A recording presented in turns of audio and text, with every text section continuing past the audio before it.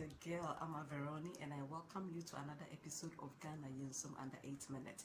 If you've always been excited about ICT or digitalization, then today's episode is a must-watch for you because the woman we are going to talk with is one person who has left huge footprint in the IT sector. She has received awards from Legacy and Legacy, former President John Dramani Mahama, and has been recently awarded by Egypt's President Abdel El-Sisi. I'm talking about no other but Farida Efua Bedwei, the woman who says disability is not inability. Stay tuned, we'll be right back. I thank you for coming on this show, and I welcome you to the show as well.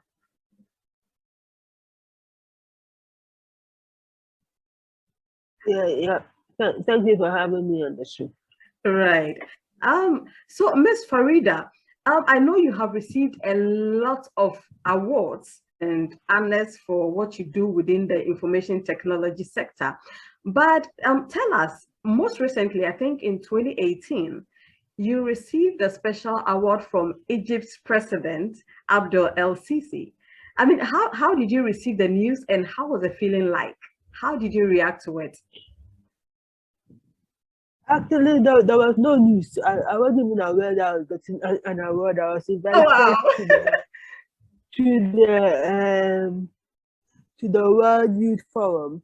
Okay. To speak on two of the panels, and at the closing ceremony, they decided to give me an award. So I mean, I wasn't really expecting anything, and it was quite good because I mean, it was totally unexpected. And the thing is, the whole thing was the whole ceremony was actually in Arabic, which I did not understand. So I didn't even understand why I was getting the award until after because they said the reason. I mean, they gave the reason for the award, but it was in Arabic, and I don't speak Arabic.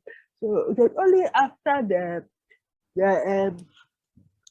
the ceremony when the journalists were asking me, I mean, how did I feel about getting the award, and I mean, why do I think I deserve the award? And I was like, I mean, honestly, I didn't understand anything that was going on. So it came as a shock to you. So they then translated what was said in Arabic to me, for me to understand the reason why they gave me the award. And for me, I always like to know the reason why I'm given an award. I'll not just accept any award just for the sake of getting an award. I believe that awards should be justified and earned. It's not a question of somebody gets up and says that, oh, they want to give you an award, so you should just accept it. No, you should find out the reason why they're giving you the award, and decide whether it's something that you ascribe to with regard to your principles and your convictions before you accept the award. There are so many awards these days, I mean, where they even ask you to pay for the award. And I am like, if I'm going to pay for an award, then I don't deserve it. So I will never pay get the award, and I don't think people should pay for the award. Right. So in your case, with the Egyptian President's special award, did you get a reason for that after you probed? So just for the amount of work that I had done at the time, helping computerize the microfinance industry and my other work in the IT zone, despite the fact that I had a disability and all. So yeah, that was it. So, but I truly feel that you totally deserved it. So congratulations on that. Yeah, thank you. Right. So with over a decade of experience within the information technology sector, would you say that the youth in Ghana... Actually, it's about 2 decades of Wow. So about over 20 years of practicing information technology. Right. So, Yes. in your experience, okay, within the sector, would you say Ghanaian youth and females, to be precise, have taken advantage of the opportunities that exist in the sector? Well, in the past 10 years, I would say yes, there has been a better uptake when it comes to opportunities in the IT sector. I mean, there are all these training programs, especially for the females to get to do ICT, and there are all these innovation hubs and other initiatives that are helping more of the youth get into the IT industry in the form of entrepreneurship. Right. So yes, so that is one area that there has been a lot of um, there has been a lot of push in those industries, and it's mainly from the private sector. And it's only recently that the government started doing some of these things. And but I think a lot of the youth are appreciating the opportunities, and they are trying to take advantage of some of them. Of course, Okay. it depends on your access to the information, because a lot of people are like those in the villages and those in the town will not have the advantage of getting to know about some of these programs. Everything is concentrated in the cities, Accra, Kumasi, and now Tamale. But I think some of these initiatives should also go into the town, which are not cities, so that people in those areas can also be comfortable to stay in their town, and not have to come to the city just to take advantage of some of these initiatives.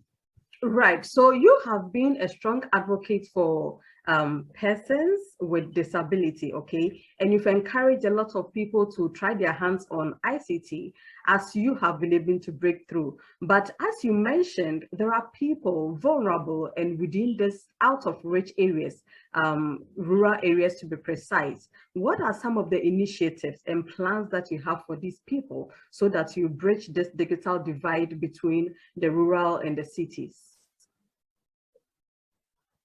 And can you repeat the question? The line kept on breaking.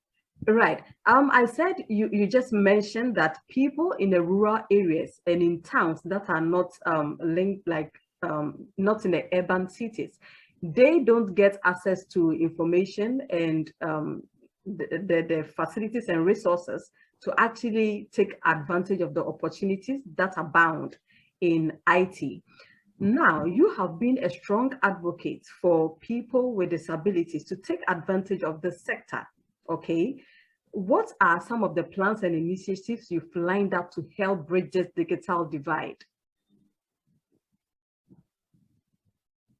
Actually, I'm not in the position to do any of those things, because I don't have a hub or anything. I don't do training or anything like that. All I do is advocate. I advocate for equity and inclusion. I advocate to show people who have those facilities and who have those programs, that people with disabilities can also partake in those programs. So it is up to to those who are involved in those initiatives to decide that, okay, we have seen Farida and what she can do. So why not give somebody else with a disability that those opportunities, so that for all you know, they may even become better than Farida. So that is my main mission when it comes to advocacy. With Right. regard to the rural areas and all those things, I think that, I mean, basically the private sector organizations which does some of these initiatives should realize should want to take the risk of setting up such ventures in those areas. I mean, it is a risk because you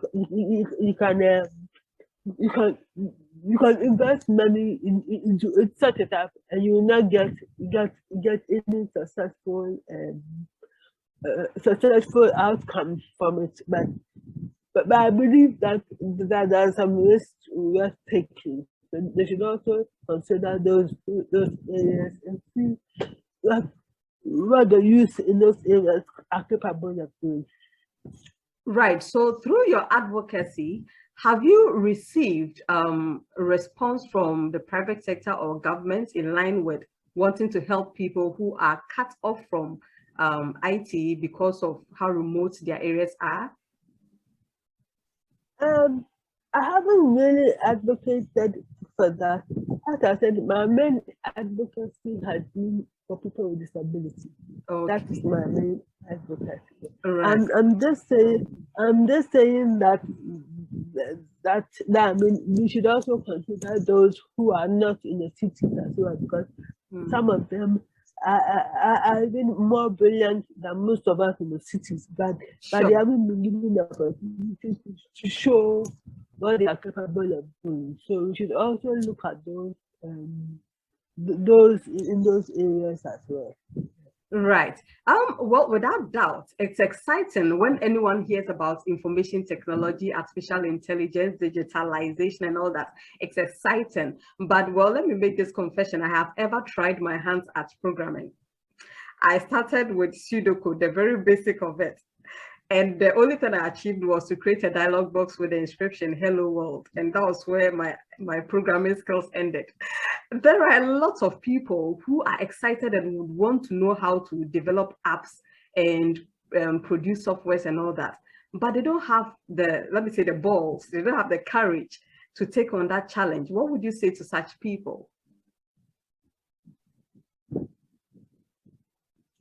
Well, for me, I mean, I say that programming is a passion. And you have to be passionate about it enough to be able to take that step. I knew what I wanted to achieve, so I did everything that I needed to do to get my career going. Right. If you are not prepared to do that, then don't bother, because it's a lot of hard work. It's a lot of hard work, and it's very involving. So it's something that you have to be prepared to make the sacrifices for if you want to be a successful. The same goes to entrepreneurship. I mean, I always say that look, entrepreneurship is not for everybody. If you have a good job and you're being paid well and you're happy with it, stay there, because entrepreneurship. I mean, most of the startups they fail. So it's not something that you should just rush into and all that stuff, because it's difficult, especially in this part of the world where you don't have much support. Right. Oh, interesting. So it's not an easy bite. You can't just say that, oh, everybody is doing it, so I'm also going into it. Find your perfect fit, and then if you desire and have the passion for it, then that's it. You have to go all out for it. Is that what you are saying? Yes. Just like medicine or law or anything. Software development is a profession. You have to learn it, and you have to dedicate yourself to be a success in it. I mean, I would not just get up and say that I can practice law just because I have read a few law books in the Constitution. No, I have to go to school. I have to learn about it. I have to know how to defend somebody and all. And in the same way with any profession, it's a profession. So I mean, these kind of people just getting up and learning how to code and teaching their programmers and all. Sometimes they end up doing more harm than good, because they don't understand the intricacies of programming. They've just learned the surface stuff, and they develop applications which cannot scale, which if there are 1,000 people using it, it crashes and all those things because they don't understand how to develop the engine behind the software. So you have to spend time and you have to be dedicated to learn about it. Just like you not get up and let a first year medical student approach something. You shouldn't let a first year your software developer develop something for mission critical system. As simple as that. You also have a book. I'm more interested in the title of the definition of a miracle, which makes me believe that you have encountered or considered some experiences in your life as a miracle. Now, there are people who may have one challenge or the other. People may not even be disabled, but may feel inadequate in themselves to actually achieve anything in life. Do you mind inspiring such people by some of the experiences you consider as a miracle in your life? With regard to that, everybody has their own way of dealing with the setbacks in their life. I mean, that's a personal thing. I choose not to dwell on them for too long. I mean, I believe that with my faith and all that stuff, God has called me to do great things. And just because I have a setback, it doesn't mean that is the end of it for me. So for those people, I mean, I think they should just figure out a way to pick themselves up. If it means seeking professional psychiatric care, there's nothing wrong with it because there are some people who need that push to be able to get back on their feet. There's nothing wrong with going to see a psychologist or a counselor or anything. We are all human, and if your mental health is such that you need that professional care, please seek it.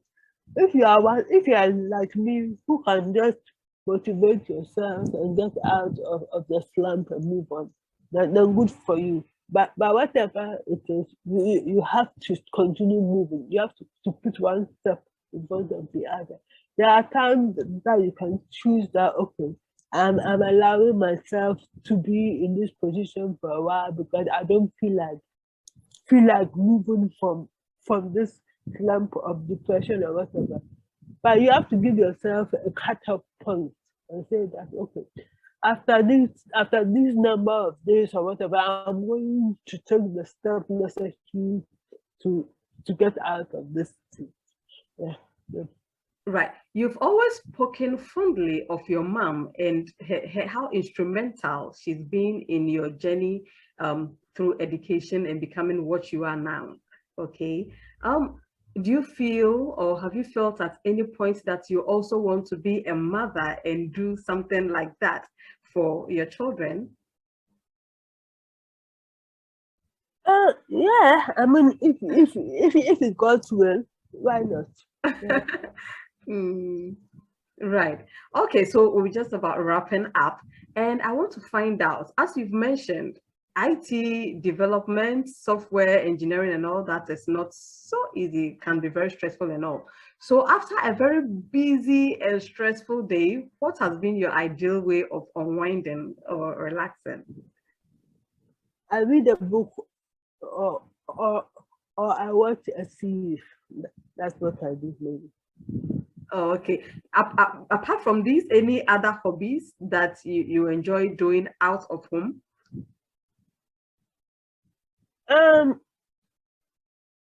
Well, once in a while I hang out with my friends, or I go and check out a new eatery or something that has opened in town or something like that. Right. So how is your Christmas gonna be like, since we are just days from Christmas? And am I invited to join your your clique to go and chill out. My Christmas is going to be very quiet because the traffic in Accra is especially where I live. I mean, it's difficult to leave your house around Christmas because there's so much traffic in this area.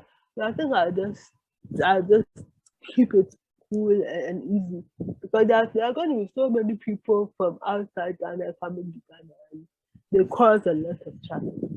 So I really don't want to be stuck for 3 hours in traffic from East Legon to Osu. Don't forget it. No, but Farida, you're a superhero. You are a superhero, Kamza. So Kamza should come out and mingle. Okay, so Kamza only solve problems and rescue people. I'm not rescuing anybody. Yeah, so everybody should rescue themselves. Kamza is a holiday. All right, thank you so much. Thank you so much for talking with us, Miss Farida Bedwei. You're welcome. You're welcome. To us You're welcome. You're welcome. Have a lovely Christmas. Thank you. Likewise. Well, this is where we draw down the curtain on today's episode of Ghana Yinsum under 8 minutes. It's been your girl, Amavironi, interacting with no other but Farida Efua Bedwei. One lesson I'm taking with me is that find your true passion. It doesn't necessarily have to be IT. It could be entrepreneurial, it can be medical, it can be creative art, but go all out and be passionate about what you are doing and you definitely sail through. Thank you for being with us throughout this episode and don't forget to get interactive and subscribe to this channel. Thank you for your attention. Bye.